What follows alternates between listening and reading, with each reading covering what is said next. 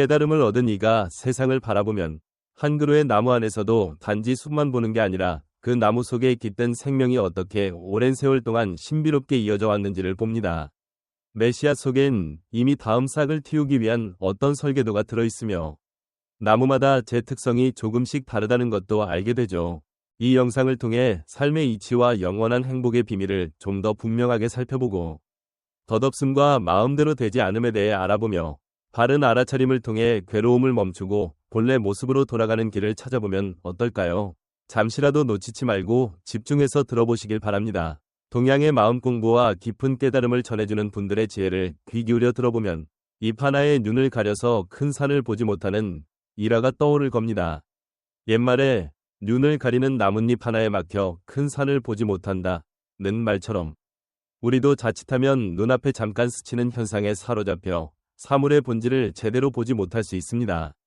옛 기록에 따르면 어느 날 가난한 유생이 책만 열심히 읽었지만 깊은 이치를 깨닫지 못하고 있었습니다. 그러다 회남자에서 사마귀가 매미를 잡으려 잎 뒤에 숨어 모습을 감춘다는 구절을 보고 잎 하나만 있으면 보이지 않게 된다고 착각해버립니다. 그는 마침내 나무 위 매미가 앉아있는 잎을 발견하고 기뻐하다가 실수로 그 잎을 바닥에 떨어뜨렸고 이미 수북이 쌓인 낙엽 속에서 어떤 게 그 잎인지 찾지 못합니다.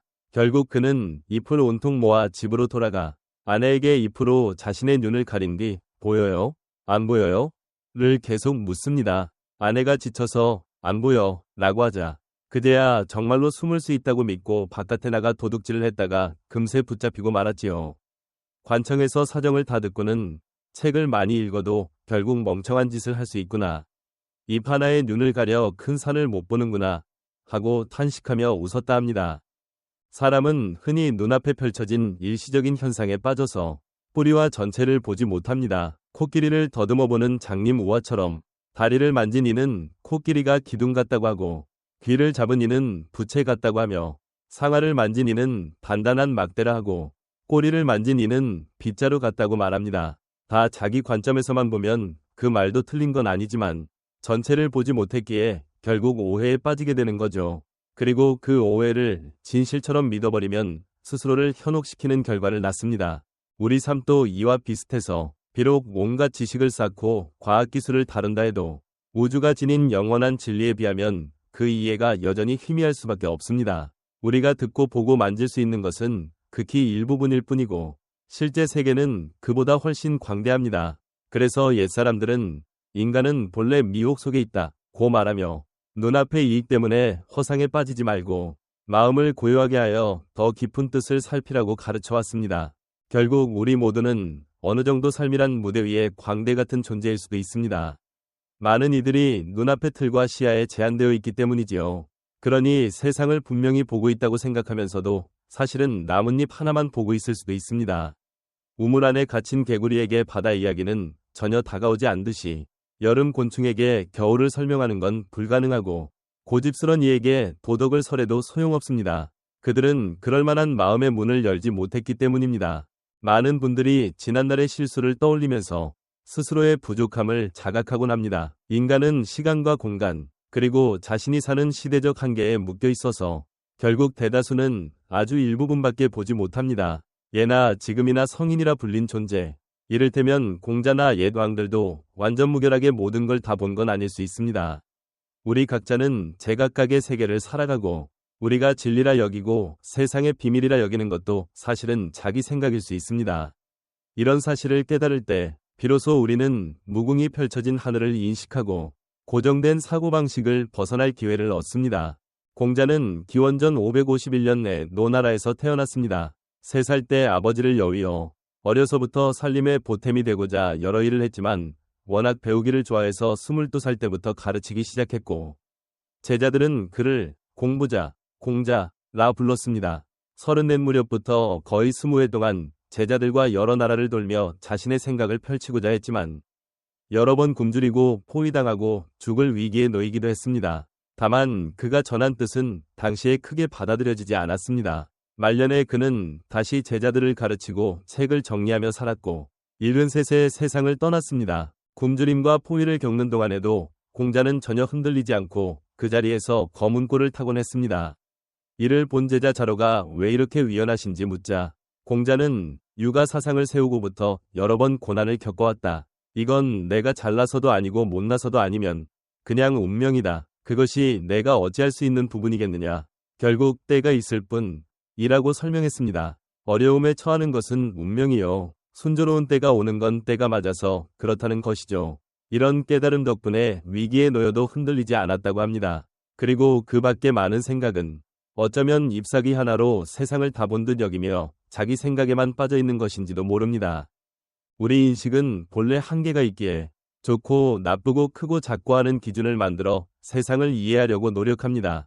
그러나 이런 기준도 인식의 한계 속에서 만들어졌기에 이른바 좋은과 나쁜 같은 것들은 언제든 바뀔 수 있습니다. 그래서 옛사람들은 화가 복의 근원이 되기도 하고 복 속에 화가 숨어 있기도 하다고 말했습니다. 좋다고 여겼던 상황이 나빠질 수도 있고 안 좋은 상황이 반대로 좋은 결과를 낳을 수도 있다는 뜻입니다. 결국 세상만사의 전개는 끊임없이 변할 수 있다는 사실을 알면 우리는 세상을 어떻게 규정할 것인지 다시 생각해봐야 합니다. 그렇다면 성스러운 존재가 크고 귀신이나 사악한 것은 작다고 정의할 수 있을까요? 그럴듯해 보여도 사실 그걸로 신성이나 어둠을 다 헤아릴 수는 없습니다. 인간이 사용하는 말과 개념은 그저 세계를 드러내기 위한 수단이지만 실제론 말로써 세계의 모든 것을 규정하기 어렵기 때문입니다. 세상 만물에는 크다, 작다, 좋다, 나쁘다, 성공, 실패 같은 확정적 구분이 없고 시간에도 끝이 없으며 심지어 삶과 죽음조차 다르다 말하기 힘듭니다. 이런 맥락에서 만물을 신비롭게 보는 시선이 열리려면 우리는 기존에 꽉 막힌 인식을 깨야 합니다. 누군가를 비판적인 시선으로만 바라보면 그 속의 깊은 의미를 영영 이해하지 못합니다. 그렇게 자기 틀에 갇혀 있으면 설령 옛 현자라 불리는 분이 살아있었다 해도 저 사람은 스스로를 가두고 있구나 라며 안타까워할 겁니다. 꽃과 잡초를 예로 들면 쓸모 있다고 생각하면 유용해지고 쓸모없다고 생각하면 그저 버려집니다. 결국 세속적 기준을 버려야 사물을 더욱 깊이 볼 수 있습니다. 끝없는 논쟁을 벌이는 사람과는 되도록 재빨리 이야기를 접는 게 좋습니다. 모든 갈등은 사람과 사람의 다름에서 비롯되고 우리는 흔히 양쪽을 갈라 누가 옳고 누가 그른지 따지려 합니다. 하지만 알고 보면 이런 논쟁은 대개 헛된 행위입니다. 불가 부처님 가르침에서 말하듯 그런 걸 그릇된 견해라 부르고 바른 견해란 본디 차별이 없는 자리입니다. 남을 좋다 나쁘다 똑똑하다 어리석다 하지 않는 것이지요. 꿀이 달다고 해서 무조건 좋다고 할 수 없고 다른 음식이 쓰다고 해서 나쁘다고만 할 수도 없습니다. 아무리 다양한 음식을 먹어도 몸속에 들어가 배출될 땐 결국 같아지니까요. 컵이 작아 보이는 건 더 큰 병과 견주었을 때 그렇게 여겨지는 것이지 그 자체로 크다 작다 할 수는 없습니다. 우리가 그것을 크다 작다고 구분짓는 건 마음이 스스로 끌어당기고 또 헷갈려 하기 때문입니다. 설탕물은 달고 맹물은 맛이 없다고 말하지만 그것도 본래 그런 모습일 뿐입니다. 생각이 일어나거나 고요해지거나 괴로움과 즐거움이 오가는 것도 다 같은 덧없음 안에서 움직입니다. 오히려 생각하기 싫다, 괴롭다 라고 집착할수록 상황은 더 꼬이게 마련입니다. 낮엔 밝고 밤엔 어둡다는 사실 그 자체로 괴로움이 생길까요? 그렇지 않습니다. 하지만 내 바람에 어긋나거나 과거 경험과 비교해서 불만이 생길 때 우리는 고통을 느낍니다. 결국 우리가 스스로 비교하고 집착하기 때문에 괴로워지는 것이죠. 그래서 옛사람들은 사람은 본래 미혹 속에 있다 고 거듭 말했습니다. 눈앞의 이익과 허상에 사로잡히지 말고 눈을 감고 마음을 잔잔한 호수처럼 가라앉혀 보라고요. 그 고요한 자리에서야 비로소 높은 이치를 엿볼 수 있습니다. 깨달음은 죽어서 동상처럼 굳어버리는 걸 말하지 않습니다.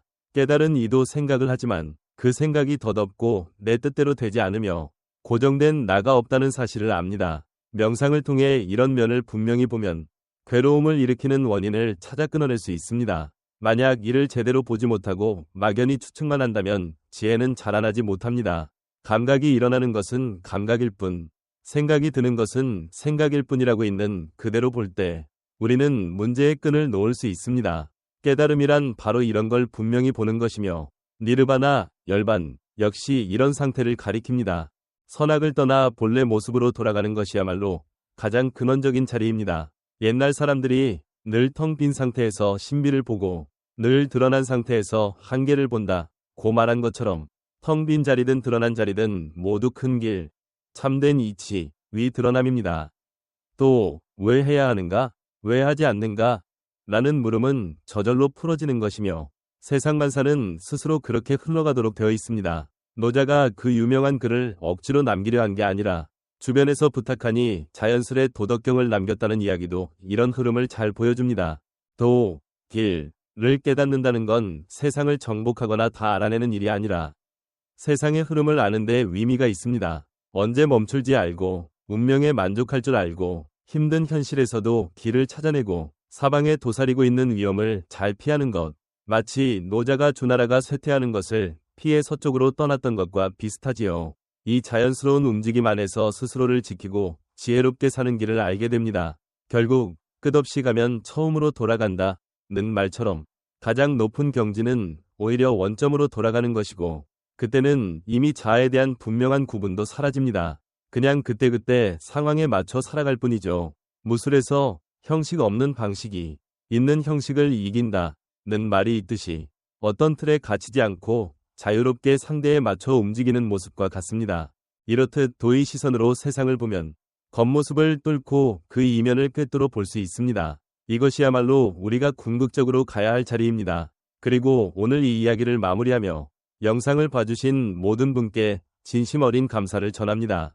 부디 이 채널의 이야기가 도를 조금 더 잘 이해하고 일상 속에서 실제로 써먹는 데 도움이 되길 바랍니다. 만약 이 영상이 유익하다고 느끼셨다면 주변 분들과 나눠 봐주세요. 함께 이 길의 아름다운 가치를 느껴보고 깊이 있게 체험해 보셨으면 좋겠습니다. 그리고 아직 구독하지 않으셨다면 지금 구독 버튼을 누르고 알림을 켜주세요. 여러분의 관심과 응원이 큰 힘이 됩니다. 앞으로도 계속 좋은 이야기로 찾아뵙고 함께 더 나은 삶으로 나아가길 바라겠습니다. 감사드리며 다음에 또 뵙겠습니다. 오늘 영상이 도움이 되셨다면 구독과 좋아요 부탁드립니다. 끝까지 경청해 주셔서 감사합니다.